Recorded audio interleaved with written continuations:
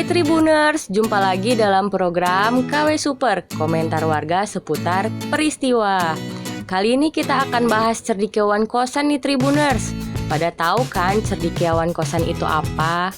Itu loh orang-orang yang bisa menyelesaikan masalahnya dengan cara yang nyeleneh dan unik, atau sering kita sebut dengan cerdik.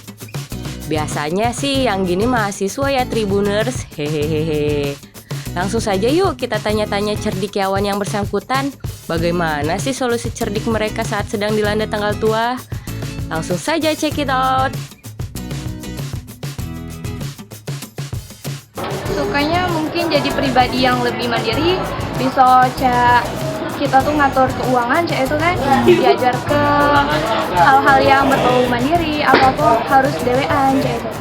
Ya enaknya mungkin waktu habis duit, itu. Jadi kita tuh nak minjem ke siapa, itu mungkin kalau yang adalah teman pasti minjem ke teman.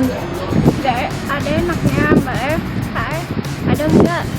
Enaknya baca terus dewek mandiri, bisa nganu ke pekerjaan cak rumah tangga, itu segalanya lah kak. Pada lemaknya ya palingan makan kadang sadonya kadang tidak.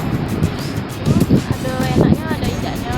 Kalau idaknya tuh apa, jauh dari wong tua, rantau sama dewean. Jadi anak kos itu ada enak, ada tidak enaknya. Enak sama ada enak.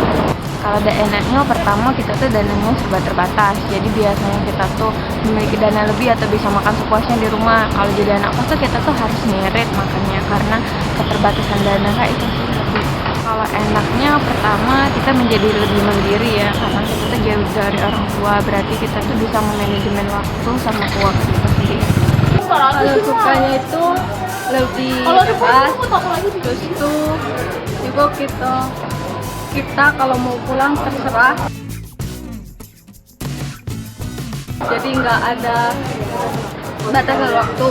Kalau dukanya itu, apalagi saya kan ngekos sendiri, jadi dukanya itu kalau sendiri tuh jadi nggak punya temen ngobrol, terus juga makan juga kurang teratur, ya kira-kira seperti itu. Pernah? Tidak pula. Mungkin untuk makan sehari-hari. Pastilah namanya anak kos, apalagi kan kita nih hidup di kota. Kita tuh jadi kayak konsumtif kayak itu, jadi sering kehabisan uang pada pertengahan bulan sih. Kadang kehabisan, palingan minjemin kawan. Pernah? Palingan hemat.